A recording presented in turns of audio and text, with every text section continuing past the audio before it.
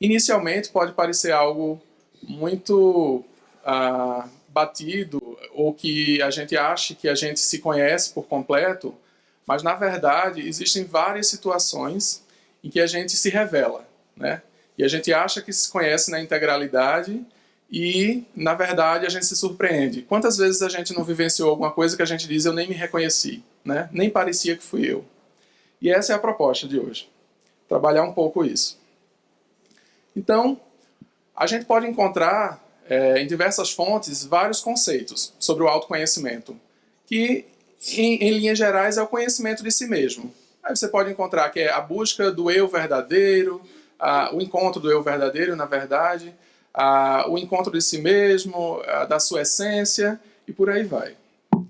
E diferentes áreas abordam esse tema, certo? A gente tem a psicologia, né, que trabalha muito bem essa questão do autoconhecimento, com os profissionais sendo muitas vezes pontes de nós a nós mesmos. A gente tem a filosofia, que em vários momentos grandes expoentes da filosofia tocaram nessa temática. E a gente tem também no meio artístico, por exemplo, quando se diz que muitas vezes a expressão artística é uma revelação de si mesmo, e se reconhece nas obras, né? Entrando agora um pouquinho no histórico sobre o autoconhecimento, a gente pode imaginar que é algo da sociedade moderna. Na verdade, não. Desde a antiguidade que essa temática já era trazida à tona, já era discutida, e na Grécia Antiga, numa antessala do Templo de Delfos, que é na cidade de Delfos, na Grécia Central, tinha escrito a seguinte frase: conhece-te a ti mesmo, certo? Então, desde a antiguidade, o Templo de Delfos, que era uma grande referência da antiguidade, das pessoas que buscavam se conhecer, buscavam orientações, já tinha lá, bem claro, nos seus escritos, nos registros das suas paredes, essa proposta de conhecer a si mesmo. Aí, dando um salto no tempo bem grande, já no século XX, um filósofo, escritor e educador indiano, que esse nome é meio desafiador para pronunciar, né? Acho que Krishnamurti, ele disse o seguinte, eu trouxe um trecho das ideias dele que eu achei bem interessante. E ele diz: nenhum líder vai nos dar paz, nenhum governo, nenhum exército, nenhum país. O que vai nos dar paz é a transformação interior, que nos conduzirá à ação exterior. E a transformação interior não é o isolamento. A transformação interior, não é isolamento, nem desistência da ação exterior. Ao contrário, só pode haver a ação correta quando há o pensamento correto. E não existe pensamento correto quando não existe autoconhecimento. Sem conhecer a si mesmo, não existe paz. Então, a gente vê que ao longo da história da humanidade, esses aqui são dois exemplos, a gente teria muitos outros. Eu li também algo a respeito de uma fala do filósofo empirista Francis Bacon, que ele diz que infeliz é o homem que morre conhecido por todos e desconhecido de si mesmo. Então, assim, vários grandes nomes, né, se preocuparam em refletir a respeito disso. Então, entrando nesse processo de autoconhecimento, eu queria fazer uma analogia com vocês, né, uma situação imaginária, do mergulho em si mesmo. Então vamos imaginar mergulhar, por exemplo, em um lago. Quando a gente mergulha em um lago, a gente pode encontrar águas límpidas, transparentes, a gente mais profundamente pode encontrar águas turvas, né? E muitas vezes, no fundo do lago, a gente pode encontrar lama, não é verdade? Então, no mergulho em nós mesmos, eu entendo que a gente pode encontrar essas três camadas, certo? As águas límpidas seriam os sentimentos bons, que nós já evoluímos, as turvas, os intermediários, e a lama, aquilo que a gente tem ainda de não muito nobre, né? Que a gente precisa trabalhar. Mas, para ficar mais alegórico ainda, muitos tesouros a gente também encontra na lama, não é verdade?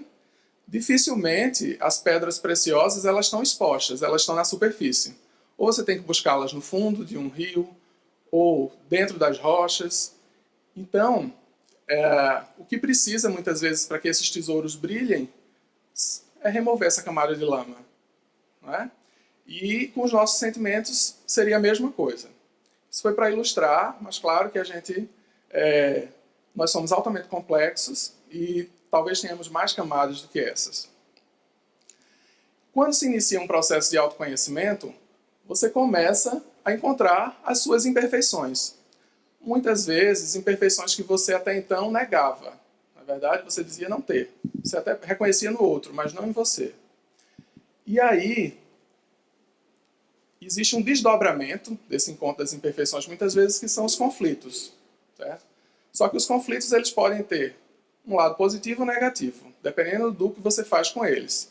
Então, esses conflitos podem nos inquietar para, por exemplo, a gente adotar iniciativas para se melhorar, ou a gente pode ignorá-los e cair na acomodação, né? Porque dá trabalho melhorar, é sofrido muitas vezes, é doloroso. Exige renúncia, exige desprendimento de vaidades e muita gente fica estagnado na acomodação. Outra coisa que a gente pode encontrar no processo de autoconhecimento é que muitas vezes nós estamos aprisionados nas más inclinações. Né?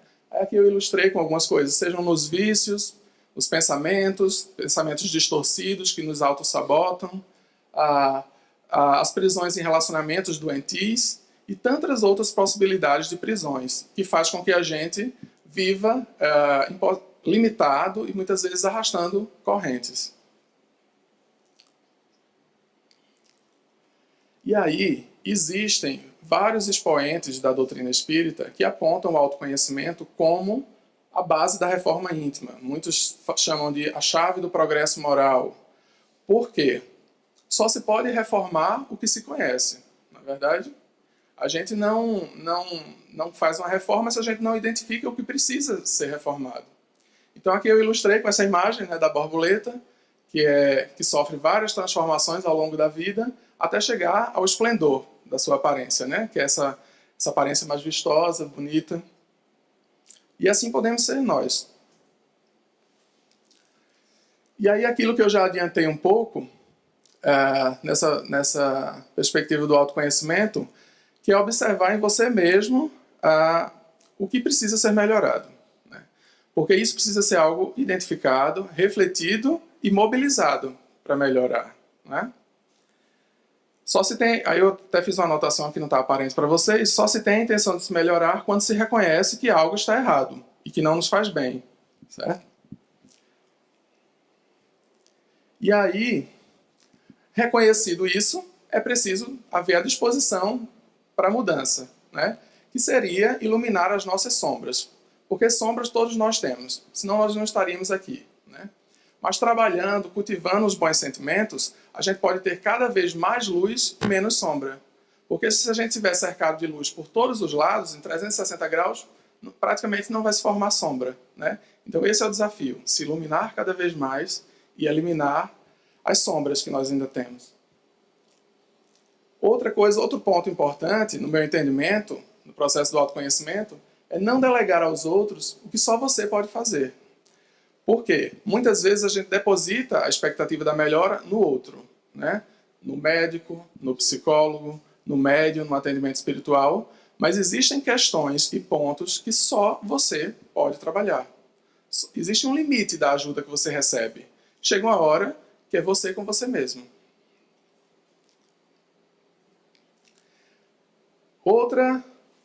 Outra direção para a busca do autoconhecimento. Fazer essas reflexões, leituras, porque através das leituras nós nos identificamos muitas vezes com o que está ali registrado, né? E às vezes o método que o outro usou naquela obra pode ser o melhor método para nós também. As palestras, né, que a gente também aprende, e o trabalho. Né? E dentro de tudo isso a gente observar o que a gente se identifica, né? E isso com muita honestidade, né? Para não tentar negar as imperfeições. E aí, nesse ponto do trabalho, eu quis explorar um pouquinho mais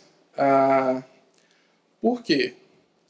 Muitas vezes a gente se nega a fazer algum trabalho, por se considerar indigno, imperfeito.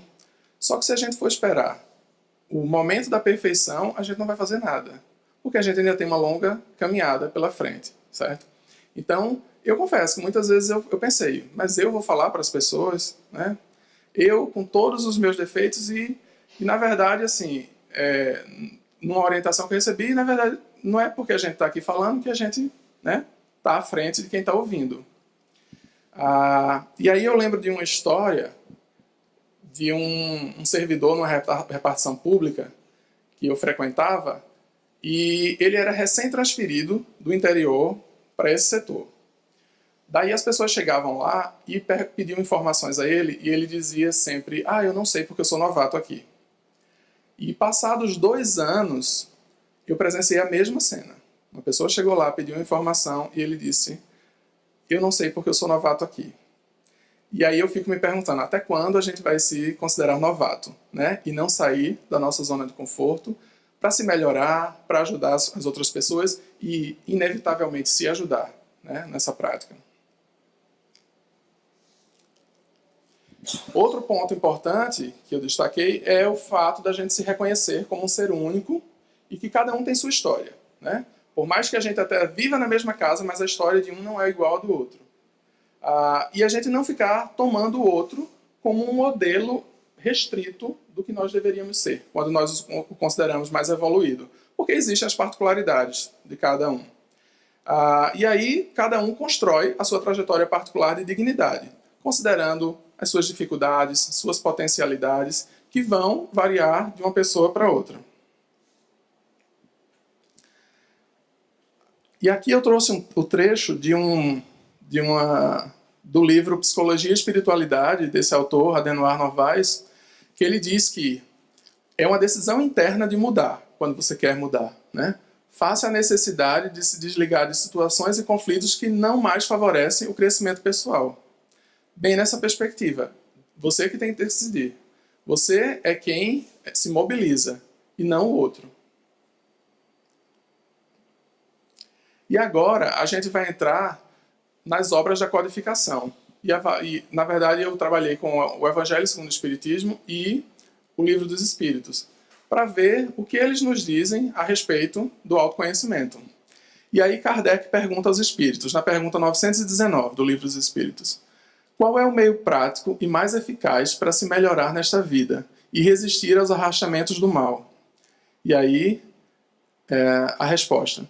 Um sábio da antiguidade vos disse, conhece-te a ti mesmo. Então, né, nas nossas obras base da codificação, isso já está muito explícito. Essa proposta, esse convite ao conhecimento de si mesmo. E aí continua. Certo, compreendemos toda a sabedoria dessa máxima, de conhecer a si mesmo. Porém, a dificuldade está precisamente em se conhecer a si mesmo. Qual é o meio de o conseguir? Ou seja, qual um método para se conseguir conhecer a si mesmo? E aí Santo Agostinho nos responde. Respondeu a Kardec e a todos nós, né? Fazei o que eu fazia de minha vida sobre a terra. Ao fim da jornada, eu interrogava a minha consciência. Passava em revista o que fizera e me perguntara se não faltara algum dever, se ninguém tinha nada de se lamentar de mim. Foi assim que consegui me conhecer e ver o que havia para reformar em mim. E aí a gente pode pensar, se Santo Agostinho, que é um espírito tão elevado, né, de uma moral tão considerável, a ponto de participar da codificação, precisava fazer isso, imagine a gente, não é? E aí, como ele tornou isso, ele quis realmente que o maior número de pessoas tivessem acesso a essa informação, e é uma coisa boa, o que é bom, e não tem direito autoral, a gente copia, não é verdade? E aí ele continua também. Aquele que, cada noite, ou seja, uma jornada diária, né, ao fim de cada dia, lembrasse de todas as ações da jornada e se perguntasse o que fez de bem ou de mal, pedindo a Deus e ao seu anjo guardião para esclarecer, adquiriria uma grande força para se aperfeiçoar, porque, crede-me, Deus o assistiria. Questionais, portanto, e perguntai-vos o que fizestes e com qual objetivo agistes em tal circunstância. Se fizestes alguma coisa que censurais em outrem, se fizesses uma ação que não ousarias confessar, perguntai-vos ainda isto. Se aprovesse de Deus me chamar nesse momento, reentrando no mundo dos espíritos, onde nada é oculto, eu teria o que temer diante de alguém? Então percebam, né? Quantos questionamentos a gente precisa se fazer. Examinai o que podeis ter feito contra Deus, contra o vosso próximo e contra vós mesmos. Né? Então a gente tem 3 modalidades de mal que a gente pode fazer. Contra Deus, contra o próximo e contra nós mesmos. As respostas serão um repouso para a vossa consciência ou a indicação de um mal que é preciso curar. E aí, Santo Agostinho continua, o conhecimento de si mesmo, portanto, é a chave do progresso individual, mas direis como se julgar, não se tem a ilusão do amor próprio que ameniza as faltas e as desculpas, ou seja, será que o nosso amor próprio não vai mascarar nossas faltas? E aí a resposta de Santo Agostinho, encerrando esse ponto. O avarento se crê simplesmente econômico e previdente. O orgulhoso crer não haver senão a dignidade. Isso é verdade, mas tendes um meio de controle que não pode vos enganar. Quando estiverdes indecisos sobre o valor de uma das vossas ações, perguntai-vos como a qualificaria se fosse feito por outra pessoa. Deus não tem... Se a censurais em outro, ela não poderia ser mais legítima em vós, porque Deus não tem 2 medidas para a justiça.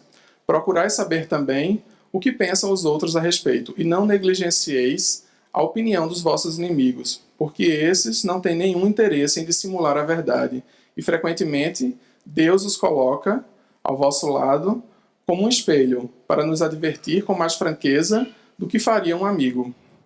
Que aquele que tem a vontade séria de se melhorar, explore, pois, a consciência, a fim de arrancar dela as más tendências, como arranca as más ervas do seu jardim, que faça o balanço de sua jornada moral, como o mercador faz de suas perdas e lucros, e eu vos asseguro que a um lhe resultará mais que a outro. Se ele puder dizer que sua jornada foi boa, pode dormir em paz e esperar sem receio o despertar de uma outra vida. Então vejam que é um convite constante a consultar a nossa consciência. E aí a gente pode refletir uma coisa. Se às vezes já é difícil lidar com a nossa consciência aqui, nessa condição de encarnados, imaginem, melhor a gente começar o exercício agora, porque imaginem como seria lidar com a consciência na espiritualidade, onde ela se amplia muito mais. E aí é uma questão a se pensar. E depois dessa fala de Santo Agostinho, Kardec comenta, né, tudo o que foi dito. E ele nos diz, muitas faltas que cometemos nos passam despercebidas. Se com efeito, seguindo o conselho de Santo Agostinho, interrogássemos mais frequentemente nossa consciência, veríamos quantas vezes falimos sem o perceber, por falta de analisar a natureza e o móvel dos nossos atos. A forma interrogativa tem alguma coisa de mais precisa do que uma máxima que frequentemente não aplicamos a nós mesmos. Ela exige respostas categóricas, por um sim ou por um não, que não deixam alternativa. São igualmente argumentos pessoais e pela soma das respostas pode-se calcular a soma do bem e a soma do mal que está em nós. E aqui é um trecho do Evangelho segundo o Espiritismo, no capítulo 17, item 3, o homem de bem, em que está lá bem claro. Estuda as suas próprias imperfeições e trabalha sem cessar em combatê-las. Todos os seus esforços tendem a poder dizer a si mesmo no dia da manhã que há nele alguma coisa melhor do que na véspera. Né? Então vale a pena esse exercício diário de questionamento, de reflexão. E aí a gente tem mais informações valiosas no Livro dos Espíritos de como distinguir o que é o bem e o que é o mal, para a gente não mascarar o bem nem o mal e fazer as coisas de forma distorcida, certo? Na pergunta 630 foi perguntado como se pode distinguir o bem e o mal. O bem é tudo aquilo que está conforme a lei de Deus, e o mal, tudo aquilo que dela se afasta. Assim, fazer o bem é se conformar com essa lei, e fazer o mal é infringir essa lei. E aí, reconhecendo isso, a gente vai decidir o que a gente vai cultivar ou eliminar, né, dos nossos sentimentos. E aí, continuando na pergunta seguinte, o homem por si só tem os meios de distinguir o que é o bem e o que é o mal? Sim, quando ele crê em Deus e o quer saber. Deus deu-lhe a inteligência para discernir um do outro. E continuando, o homem está sujeito a erros. O homem que está sujeito a erros não pode se enganar na apreciação do bem e do mal e crer que faz o bem quando na realidade faz o mal. Jesus vos disse: vede o que quererias que se fizesse ou não se fizesse para vós. Tudo está nisso. Não vos enganareis. Certo? Então, se a gente quer decidir o que é o bem ou o mal, a gente pergunta o que a gente gostaria que fosse feito a nós. Né? Certamente a gente só vai querer o bem e não querer o mal. Continuando no Livro dos Espíritos, na pergunta 903 foi perguntado: há culpa em estudar os defeitos dos outros? E até isso é permitido, dependendo da finalidade. E aí eu coloquei em destaque, né, esse trecho de mais importância. Se é para criticar e divulgar, há muita culpa nisso, porque é faltar com caridade. Se é para fazê-lo em proveito pessoal e os evitar em si mesmo, isso algumas vezes pode ser útil. Então a gente tem essa possibilidade de enxergar a falha do outro para que a gente não reproduza ela em nós. Só nessa possibilidade, né? Mas é preciso não esquecer que a indulgência pelos defeitos alheios é uma das virtudes contidas na caridade. Antes de fazer aos outros uma censura de suas imperfeições, vede se não pode dizer a mesma coisa de vós. A gente tem uma tendência a usar lupa, né, para ampliar o defeito dos outros e venda para os nossos, para não enxergar. E aí a gente pode inverter as coisas. Claro, não num processo de autocondenação, mas de se conhecer e de se melhorar. E aí continua. Esforçai-vos, portanto, em ter as qualidades opostas aos defeitos que criticais nos outros. Esse é o meio de vos tornardes superiores. Se censurais por seres avarentos, sede generosos. Por serem orgulhosos, sede humildes e modestos.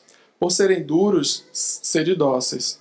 Por agirem com baixeza, sede grande em todas as vossas ações.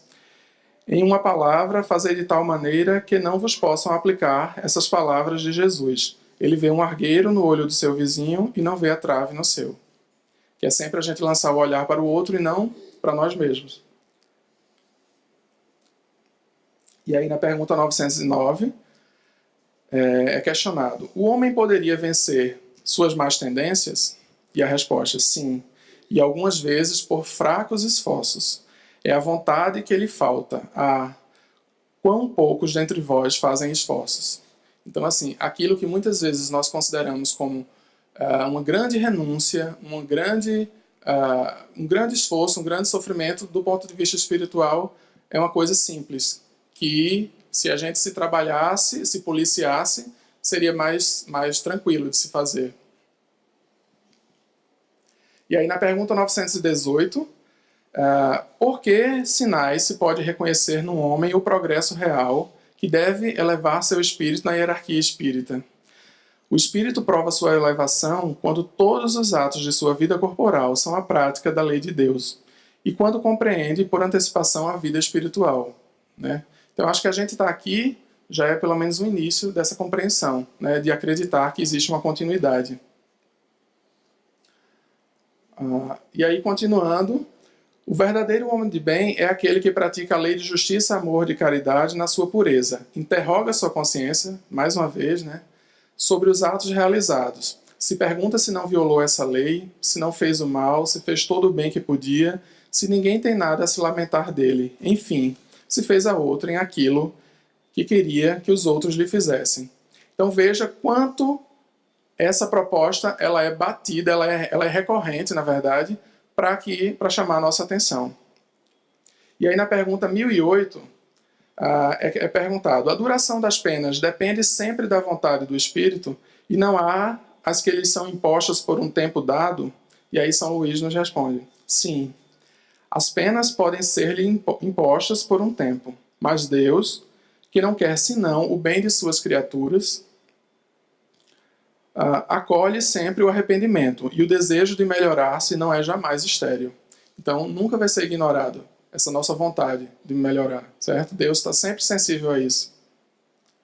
E aí eu trouxe aqui uma história partilhar, a título de ilustração, mas ela tem uma mensagem muito interessante dentro desse contexto de proposta de autoconhecimento, que eu não consegui descobrir de quem é.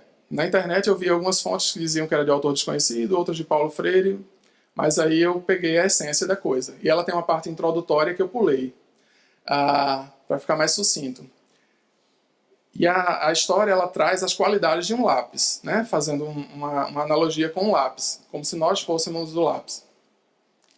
Então, as qualidades do lápis. Se você conseguir mantê-las, sempre será uma pessoa em paz com o mundo. E vamos lá conhecê-las. A primeira qualidade. Você pode fazer grandes coisas, mas não deve esquecer nunca que existe uma mão que guia seus passos. Esta mão nós chamamos de Deus. E ele deve sempre conduzi-lo em direção à sua vontade. Certo? Então nós somos instrumentos. A segunda qualidade. De vez em quando eu preciso parar o que estou escrevendo e usar o apontador. Isso faz com que o lápis sofra um pouco. Mas no final ele está mais afiado. Portanto, saiba suportar algumas dores, porque elas lhe farão uma pessoa melhor. A gente às vezes reclama, quando a gente está passando por um momento difícil, um momento de dor, porque a gente não reconhece nele a possibilidade de praticar o bem. Afinal, ninguém perdoa se não foi magoado, se não foi traído. Então essas situações servem para a gente se avaliar. Se a gente tem essa capacidade, por exemplo, de perdoar e praticar o perdão, já seria algo bem sublime. Continuando, a terceira qualidade, o lápis sempre permite que usemos uma borracha para apagar aquilo que estava errado. Entenda que corrigir uma coisa que fizemos não é necessariamente algo mau, mas algo importante para nos manter no caminho da justiça. A quarta qualidade, o que realmente importa no lápis não é a madeira ou sua forma exterior, que a gente pode pensar no nosso corpo físico, né? Mas o grafite que está dentro. Portanto, sempre cuide daquilo que acontece dentro de você. E a quinta e última, ele sempre deixa uma marca. Da mesma maneira, saiba que tudo que você fizer na vida irá deixar traços e procure ser consciente de cada ação. Eu achei interessante para abordar.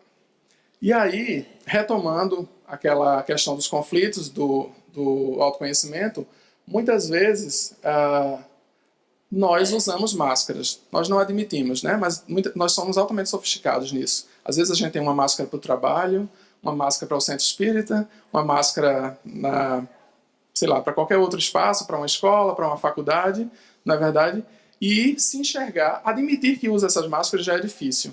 E se enxergar sem elas, muitas vezes, muito mais. E o autoconhecimento também traz isso à tona. Outra questão que pode vir à tona no autoconhecimento é a questão de que o outro e as situações nos revelam. Quando a gente acha que a gente já se conhece por completo, a gente se revela numa provocação, né? Em alguém que tira a gente da zona de conforto. E aí a gente se depara com aquela situação de nem parece que fui eu sou uma pessoa tranquila. Na verdade, a gente se revelou. Algo que estava adormecido, uma fera, e a gente vem à tona e a gente fica voraz, muitas vezes. Então, já caminhando para a reta final, porque eu já estou vendo que o horário está apertado. No autoconhecimento, isso aqui é uma percepção minha, né? Não tirei de nenhum lugar. Nós perpassamos por importantes aspectos da existência, e um deles é a necessidade de perdoar-se. Compreendemos que somos criaturas humanas e espíritos em evolução, e os equívocos fazem parte dessa condição humana. Por isso, devemos assumir nossos equívocos como resultantes da ignorância espiritual.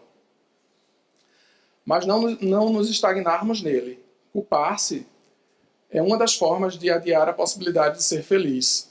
É não aprender com os próprios erros, mesmo quando eles tendo muito a nos ensinar, né? Os erros eles têm esse papel pedagógico, de sempre nos dar uma lição. E aí, eu destaquei aqui o papel libertador do autoconhecimento, né? Se conhecer se leva a se perdoar, a perdoar o outro, e isso tem desdobramentos. Uma possibilidade é o melhoramento e muitas vezes a cura espiritual, que é a função terapêutica do autoconhecimento. E aí eu vou partilhar com vocês de forma bem breve uma história que foi colocada aqui no estudo do Evangelho por Ana Maria, que ela não está aqui hoje, e que me emocionou muito. Ela acompanhava a irmã num grupo de estudo espírita, eu acredito, de pessoas que tinham câncer. A irmã dela estava passando por por um câncer. E aí, nesse grupo, tinha uma jovem de 20 e poucos anos. E ela participava do grupo, ela também tinha um câncer, não lembro qual. Daí ela ficou algumas semanas sem participar do encontro. E voltou, digamos, 3 semanas depois, altamente debilitada, já assim, num estado bem delicado. E aí ela disse, essa jovem de 20 e poucos anos falou: eu vim aqui para dizer a vocês que eu vou partir, mas que eu vou partir curada. Não a cura que todos esperavam, mas a cura que eu preciso. E aí eu me questionei, que grau de autoconhecimento que essa irmã atingiu para ter essa percepção, né? Que na iminência do desencarne, ela enxergava a cura, que não era a cura que todos que estavam à volta tinham a expectativa. E aqui é um trecho do livro O Ser Consciente, de Joana de Ângeles, que ela diz, né, foi psicografado por Divaldo Franco: o ser consciente deve trabalhar-se sempre partindo do ponto inicial de sua realidade psicológica, aceitando-se como é e aprimorando-se sem cessar. Somente consegue essa lucidez aquele que se autoanalise, disposto a encontrar-se sem máscaras, sem deterioração. Para isso, não se julga nem se justifica, não se acusa nem se culpa, apenas descobre-se. Então, bem interessante essa fala de Joana para todos nós, né? E aqui é um texto de um rapaz que ele não... Eu acho que ele não é do meio espírita, na verdade, pelo que eu pesquisei, ele é um gestor ambiental, mas falou algo interessante a respeito. Viver sem melhorar-se é o mesmo que não viver. É fingir-se forte diante de todos, mas sentir-se pequeno e derrotado diante de si mesmo. Pois não há como enganar a própria consciência. E por mais honrado que pareça alguém criticar o mal no mundo, nada significa se ele estiver a conservar o mesmo mal dentro de si. Nossos hábitos e comportamentos devem ser mais eloquentes do que nossas palavras.